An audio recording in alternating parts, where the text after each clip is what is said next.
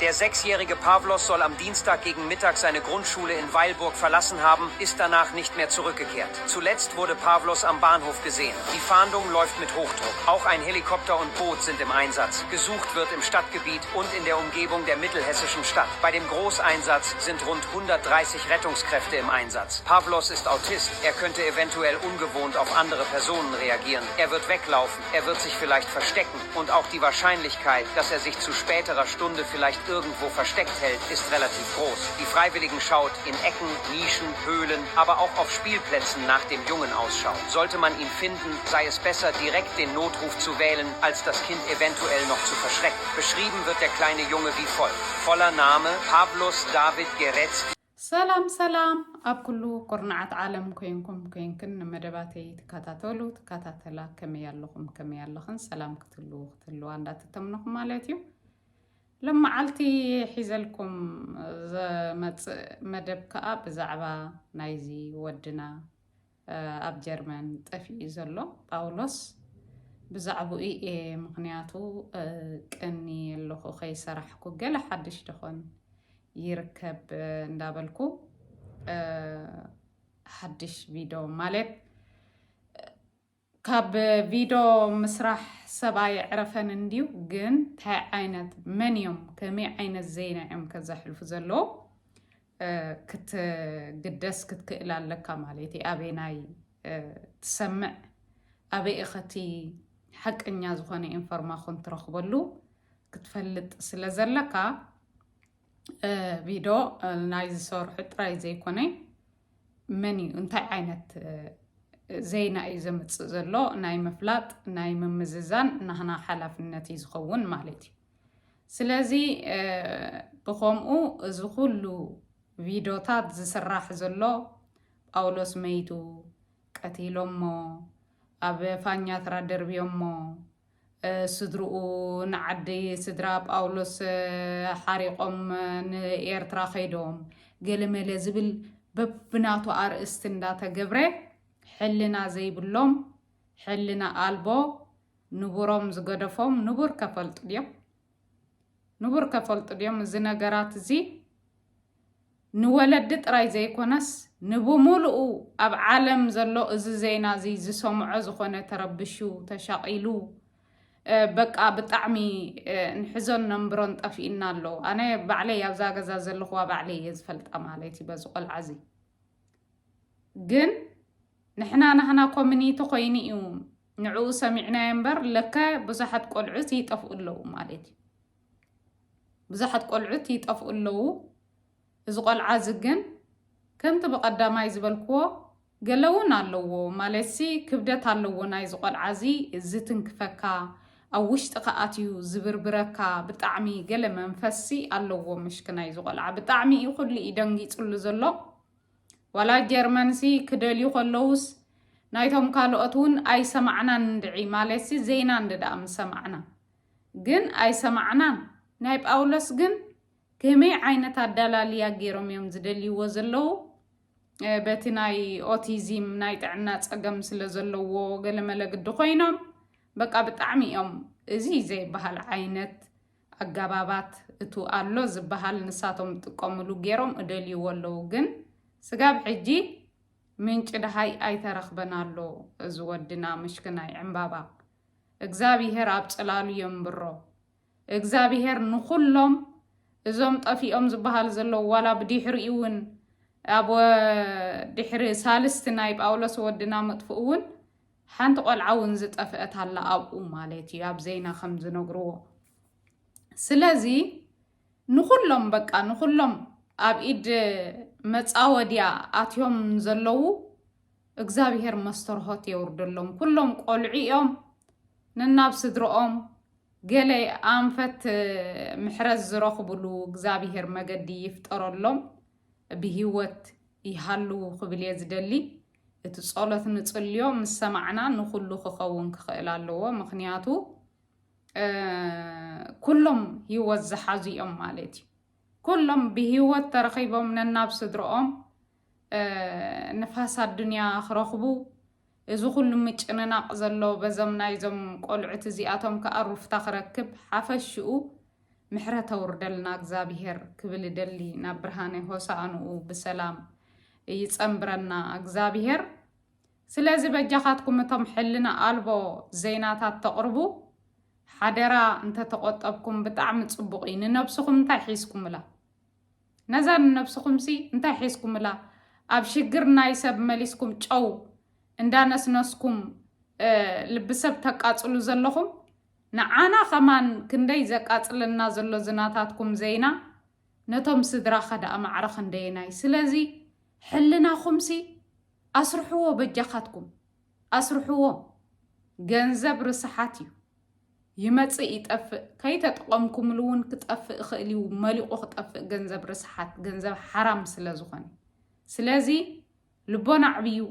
ዘይተገብረ ዘይተባህለ ኣይትበሉ። ሓደ ብሕጊ ኸማ ነሕትተኩም ይሓሚቕና ኢና እምበር ነዞም ኩልኹም ከምዚታት ብዙሓት ቻነላት ኢኹም ሓደ ክልተ ኢልካ ዝቁፀር ኣይኮናን ብዙሓት ኢኹም ከምኡ ኢልኩም ጀመርቲ ኮይንኩም ሚድያኹም ከተዕብዩ መዕበይ ሚድያኹም ትገብርዎ ዘለኹም ሞ ሃየንታ እዩ። እግዚአብሔር በቲ ዕሽነትኩም ከቐፅዓኩም እዩ። እዚ ዕሽነት እዩ። ስለዚ እስከ ናይ ወድና ጳውሎስ ኣብ ምንታይ በፂሑ ንመስትያት ቤትና ከምኡ እውን ናይ እዚኣ ምድረካናን ከስማዓኩም እንታይ እዩ ዝበሃል ዘሎ ንስማዓዮ ናብኡ። ሕኩም ክቡራት ተኸታተልትና ወዲ 6 ዓመት ጳውሎስ ኣብ ጀርመን ካብ ዝጠፍእ እንሆ ሎሚ 2 ቀነ ደፊኑ። ከንቲባ ከተማ ቫይልቡርግ ዮሃንስ ሃንሽ ነበርቲ ከተማና ንጳውሎስን ቤተሰቡን ኣይርስዕዎምን ኣብ ሓሳብና ኣለው ክብል ንማዕከናት ዜና ተዛሪቡ። ንሱ ቀፂሉ ዝኾነ ኣብዛ ከተማ ዝነብር ሰብ ኣብ ጎደናታት ወይ ኣብቲ ካብታ ከተማ ውፅእ ኢልካ ዘሎ ጫካ ኣብ ዝዛወረሉ ንእግረ መገዱ ንጳውሎስ ቆሊሕካ ምባል ኣይዕረፈን። ህዝቢ ክሳብ ሕጂ በዚ ቆልዓ ተተንኪፉ እዩ ዘሎ ኢሉ። ናይ ቀዳማይ ክፍሊ ተምሃራይ ምስ ኦቲዝም ዝነብር ጳውሎስ ብ25 መጋቢት 2025 ምሳሕ ምስ በልዐ ካብ ዝመሃረሉ ቤት ትምህርቲ ወፂኡ ከም ዝጠፍአን ክሳብ ሕጂ ከዓ ናብ ገዝኡ ከም ዘይተመልሰን ፖሊስ ይሕብር። ጳውሎስ ምስ ጠፍአ ኣማኢት ኣባላት ፖሊስ ብኣኽላባትን ካልእን ተሓጊዞም ኣብ ምድላዩ ተዋፊሮም እኳ እንተነበሩ ኣሰሩ ክርከብ ኣይተኻእለን። ሓይልታት ምክልኻል ጀርመን ብፍሉያት 2 ወተሃደራውያን ነፈርቲ ንጳውሎስ ክደልያ ኣብ ሰማያት ጀርመን እኳ እንተንሳፈፋ ንሳተን እውን ዝኾነ ሓድሽ ሓበሬታ ከምፃ ኣይከኣላን። ድሕሪ ምጥፋእ እዚ ቆልዓ እታ ዝበለፀት ዝተረኽበት ኣሰር እታ ኣብ ጎደና ንበይኑ ኣብ ማእከል መካይን እናተጓዕዘ ሓደ ሰብኣይ ካብ ፅርግያ እሊ ከብሎን ከሎ እተርኢ ቪድዮ እያ። ብድሕሪኡ ግን ብዙሕ ተስፋ ዝህብ ፍንጪ ክርከብ ኣይተኻእለን። ጳውሎስ ግን ኣበይ ኣትዩ? ብምኽንያት ኦቲዝም ንዝኾነ ሰብ ሓገዝ ክሓትት ከም ዘይክእል ዝተፈልጦ ኮይኑ በንጻሩ እውን ካብ ዘይፈልጦም ሰባት ክሃድም ዘሎ ተኽእሎ ዓብዪ እዩ ክብሉ ክኢላታት ኦቲዝም ይሕብሮ። ሰራሕተኛታት መጥፋእቲ ሓዊ ጀርመን ወላዲት ጳውሎስ ብትግርኛ ጳውሎስ ኣነ ወላዲት ከኤ በጀኻ ንዓውፃእ ኣይትተሓባ ናፊቕናካ ኣለና ዝብል ድምፂ ብምቕዳሕ ክደልዩ እንከለዉ ብመጉልሒ ድምፂ ገይሮም ይውልዕዎ ነይሮም። ብዘይካዚ ጳውሎስ ዝፈትዎ ሙዚቃ ብምውላዕ እውን ነቲ ምናልባት ብፍርሒ ተሓቢኡ ይኸውን ዝተባሃለ ቆልዓ ንምርካብ ብዙሕ ነገር ተፈቲኑ ግን ክሰልጥ ኣይከኣለን። ፖሊስ ጀርመን 13,000 ዲጂታላዊ ኣሳእል ጳውሎስ ኣብ መዕርፎ ነፈርትን ባቡር ምድርን መላእ ጀርመን ኣብ ሃይወይ ወይ መካይን ብቕልጡፍ ዝሓልፋሉ ፅርግያታት እኳ እንተጠቅዑ ደሃይ ግን ክሳብ ሕጂ የለን።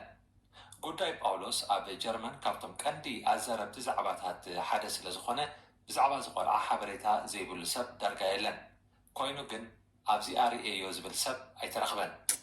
ዝሓለፈ ዓመት ብተመሳሳሊ ምስ ኦቲዝም ዝነብር ወዲ 6 ዓመት ቆልዓ ጠፊኡ ልክዕ ከም ጳውሎስ ሰፊሕ ናይ ምድላይ ወፍሪ ተኻይዱሉ ነይሩ። ይኹን እምበር እቲ ቆልዓ ኣብ መወዳእታ ብሂወት ኣይፀንሐን። ፖሊስ ጀርመን ንጳውሎስ ኣብ ልዕሊ መሬት ጥራሕ ዘይኮነ ኣብ ትሕቲ ማያት እውን ከይተረፈ ደልዮም ቀቢፆም ኣለዉ። ክሳብ ሕጂ ሙሉእ ብሙሉእ ስለ ዘይቀበፁ ግን እቲ ናይ ምድላይ መስርሕ ገና ይቕፅልዎ ኣለዉ። ኣብቲ ናይ ምድላይ ወፍሪ ጀርመን ዘይተጠቐመትሉ ኣገባብ የለን። ድሮናት፣ ሄሊኮፕተራት፣ ፍሉያት ነፈርቲ፣ ኣኻልብ፣ ጀላቡ፣ ሓንበስትን ካልኦትን ኣብ ምድላይ እዚ ቆልዓ ተዋፊሮም። ኣብ ኣውሮፓን ዓለምን ብሓፈሻ ቆልዑ ካብ ስድራ ቤቶም ይስወሩ እዮም። ገሊኡ ገበን ዝተሓወሰ ኮይኑ ካልእ ግን ዝተፈለየ ምክንያታት ኣለዎ። ኣብ 1998 ኣብ ኦስትሪያ ዘጋጠመ ናይ ሓንቲ ሽዑ ጓል 10 ዓመት ዝነበረት ናታሻ ማርያ ካምፑሽ ዝተባሃለት ቆልዓ ዛንታ ንመላእ ዓለም ኣዘራራቢ ኮይኑ ነይሩ። ናታሻ ኣብ 1998 ካብ ገዛኣ ንቤት ትምህርቲ ብእግራ ንበይና ኣብ እትኸደሉ እዋን ደሃይ ድሕሪ ምጥፍኣ ንልዕሊ 8 ዓመታት ኣሰራ ክርከብ ኣይተኽእለን። ናታሻ ከም ዑንቂ ኣብዚኣ ኣትያ ከይተባሃለት ተሰዊራ ስድራ ቤታን ፖሊስን ደልዮም ተቐቢፅዎም። ድሕሪ ልዕሊ 8 ዓመታት ግን ናታሻ ካብቲ ጅሆ ሒዝዋ ዝነበረ ሰብኣይ ዕድል ረኺባ ስለ ዘምለጠት ሓራ ክትከውን በቂዓ። ኣብ ዓመተ 2006 ናታሻ ካምፑሽ መዛረቢ ማዕከናት ዜና ዓለም ኮይና ነይራ። ንሳ ንታሪኻ ኣብ 2010 3096 መዓልታት ብዝብል ኣርእስቲ ብመልክዕ መፅሓፍ ንንባብ ኣብቂዓ ነይራ። እቲ ን8 ዓመታት ኣብ ጉድጓድ ዓፅዩ ዘንብራ ዝነበረ ሰብኣይ ግን ከም ዝሃደመት ምስ ፈለጠ ኣብ ትሕቲ ቀይዲ ከኣቱ ምዃኑ ኣስተውዒሉ ቀልጢፉ ሓደ ስጉም ተወሲዱ ነፍሱ ናብ ባቡር ብምስንዳው ነፍሰ ቅትለት ፈፂሞም። ጉዳይ ጳውሎስ ግን ፍልይ ዝበለ እዩ። ጳውሎስ ምስ ኦቲዝም ዝነብር ቆልዓ እዩ። ካብ ቤት ትምህርቲ እዩ ከዓ እግሩ ናብ ዝመርሖ ከይዱ ክኸውን ዝኽእል። ኣብ መንገዱ ግን ሰብዲ ረኺብዎ ዋላስ እንታይ ኣጋጢሞ ክሳብ ሕጂ ተሰዊሩ ዝተፈልጠ የለን። ሎሚ ሰሉስ ንጳውሎስ ንምድላይ 6 ብጥልቀት ዝሕምብሱ ክኢላታት ሓንበስቲ ሓንቲ ፍልይቲ ጃልባን ኣብ ስራሕ ውዒሎም። ብዘይካዚ ገለ ኣኽላባት እውን ተሳቲፎም ነይሮም።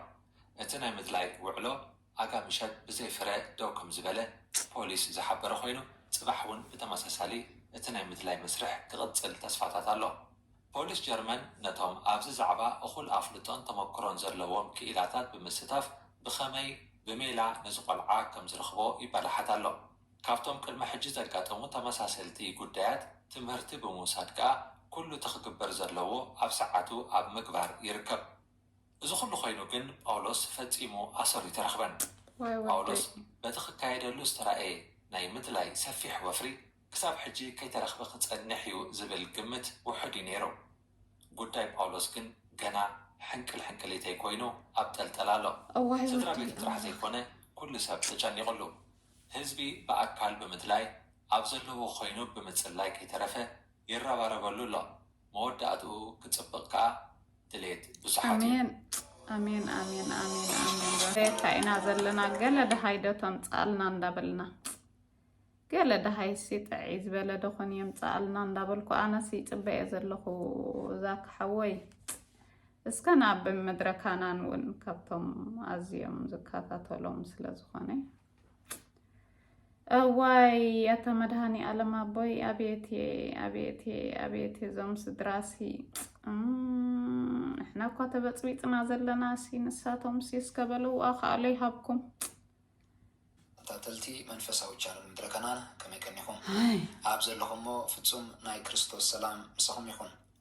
ኣብ ናይ ሎሚ መደብ ደሃይ ናይዞም ክልተ ኣሕዋትና ኣበይ በፂሑሉ ዝሓዘ ዜና ይክህልወና ክሳብ መወዳእታ መደብና ብፅሞና ክትከታተሉን ናብ ኩሉ ከተብፅሑ ብፎር ንዕድመኩም ሰናይ ምክትታል።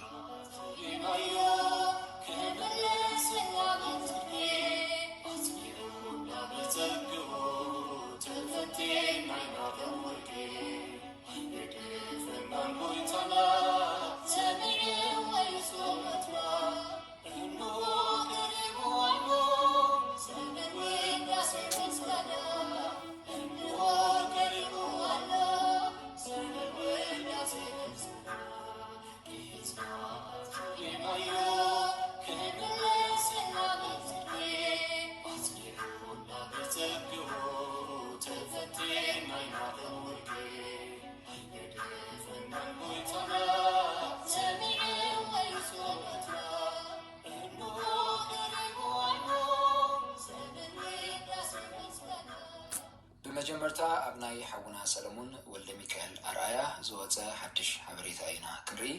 ከም ዝፍለጥ ሓውና ሰለሙን ቅድሚ ዝተወሰኑ ሳምንታት ዓባይ ናይ ፅዕነት መኪና ሒዙ ኣብ ዝነበረሉ ግዜ ሓደጋ ከም ዝገጠሞ ኩሉ ሰብ ተኸታቲልዎ ነይሩ።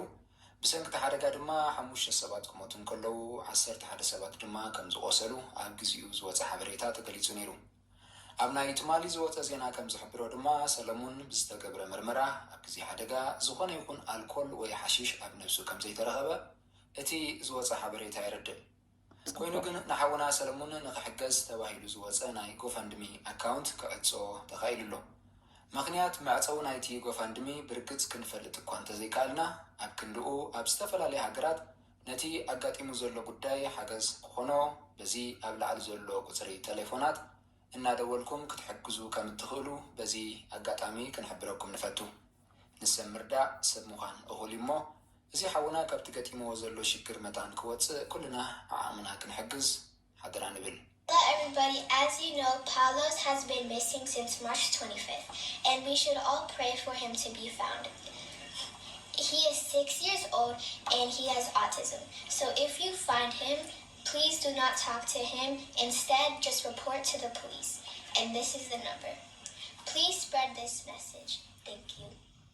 ህፃን ጳውሎስ ብጣዕሚ እዚኣ ቆልዓስ ከምዚታት ከማን መሰጅ ሲኽስደዲ ከኣሊ ብቆልዑት ኣኪብካ ምክንያቱ እዚ ምጥፋእ ናይ ቆልዑ መሰል ህፃናት ይተሓሉ እንዳበልካሲ በዞም ህፃናት ክካየዲ ከኣሊ ምክንያቱ ወላቶም ዝሰርቁ ክሕማቕ ዝገብሩ ገለ መለኸማን ልቦም ክስበሩ ይኽእሉ ከምኡ ክብሉ ከለዉ እዞም ቆልዑ እሞ ብጣዕሚ ንፍዕቲ እዛ ቆልዓ كم ستفق درو مبل 12 معلت خوينو له كسا حجي جن حدش نجر زوات يلن كوينو جن جرمناويان تيك توكرات كونا كالوت ميديا زنتفو أكلات زبلو كم زلو أو أوروبا زي حقاوي مسججار هتانات إنها تلمدي متزعلو هتان باولوس بنا تفيو زي كونا تسريعوك خون كم زخيل يزارب اللو أبز عامة زترا أو أوروبا كمون أب جرمن بقطري بركت زبلو هتانات تسريعون كم زلو زيناتاتي وتزعلو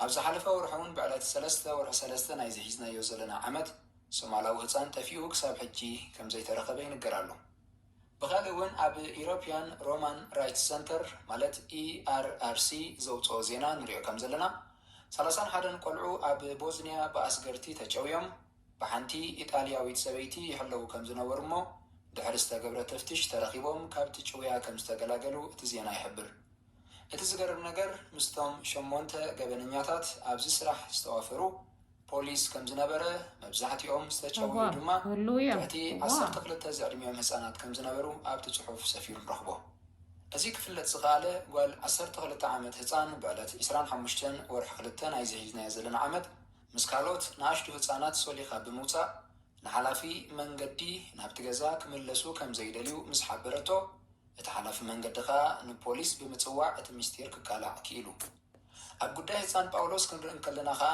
كم مدمدم تاخر أقوان تزي كاله هتسان باولوس تفيو زي كونا تسريعو كخوان كم زقل بزوحات أكالات يزاربو ازي كبلوم زقالخا أب كلتشون 19 بزوات تبتب أستاد 100 شحز أخلو هتسانات أب هاقر جرمن كتافقو بمقالومي كبرات تقطاتلتي ازي زينا بتدقاقامي كنوصون كلنا زسكفنا نقريم بعبيو سدرا بيت هتسان باولوس زلو كونتات كمي كم زلو يردعنان يسمعناني كوينو جن كل سب اتزغير زلو كونتات فليتو زيادة كتنقغن نخنتاني مغنياتو هتسان باولوس تسري قنبر تافيو يكونن زبلو زيناتات نسمع توهالنا زقدمه إزيابير أملاح بتبابو نهتسان باولوس نابيتو كمالسو نتسلي بسترفقن كالو تركنا عب كم زي عينات زبالة متصاوري أكياتو عزينا كنتنقغي قبا كل جزيون بتصلب نكاح كماي ناتنا تنكاقه بقول ترح سلازي كنا أبزي بتري كنا محلالفون دل ملقتدن جلا والكسوات نجزيو ربح كبلو زي كنا ملقتي كم محلالفو نريو مالنا سلازي كم زي عين السلاح كتبو حضران بل هتسان باولوس كركب ناي كلو دليتنا تقلوتنيو انت هنا كي ترخبه ترخي ويلكا جيجا زينا مسرح بسميت ناي سدرون ناي كلو فتاوي متسواس سلازغنا دقيمنا كم زي عين السراح تقطبو نبل أملاح يغني لنا أول هتسان باولوسن نتوم كالوت تفيهم زلو هتسانات نابيتهم كملس زلي نتنا ونسيو هتسان باولوس أو حتير كزي مسدرو كالرغب واناوي معاري مدبات مدركنان أبزو كبزحكم يتسكنو ناي بحقي እግዚአብሔር ጸሎትና ይስማዓዮ حق ዘረባ ኩሉ ይዝነብዓሉ ዘለና ዝቆልዓ እዚ ኩሉ ተናዊጹ ሓንጎሉ ዝሰምዐ ዝኾነ በቃ ስለዚ ብፍላይ ከምዞም ሕልና ዘይብሎም ገዲፍካ ማለት እዩ ከምዚ ዘይተባህለ ስእልካ ናይ ፈሎወርስ ምእካብ ኣታ በጃኻትኩም ፈሎወርስ ዋላ ከይተኣከቡ ባዕሎም ዘይፈልጡ እንድሕር ጥዑይ ዜና ሕልና ዘለዎ እንድሕር ቅሪብኩም እኮ ዋላ ሕጂ ኣይስዓብኩም ፀኒሖም ስኽስዕብኩም እዮም ኣንታ ሓቂ ነጥፋ እዩ ሕልና ናይ ነቕበር በጃኻትኩም ካብ ስነ ምግባር ወፃእ እንድሕር ንኸይድ ኮይና ኢድ እግዚአብሔር ካባና ኸርሕቕ ኣታ بجزياو بالعس بجزياو رابحسي هنفنف كتبلو نبلعيا زي نفلت وخما يبلا لز عالم كل تناويت زلا تلب نكبر عند ذا أكب كايا خيبلع كايا مخادلو ذا أكب كايا زي كونه ذا قرب كايا ما عد خيبلع كايا مخادلو لب كبرو بجختكم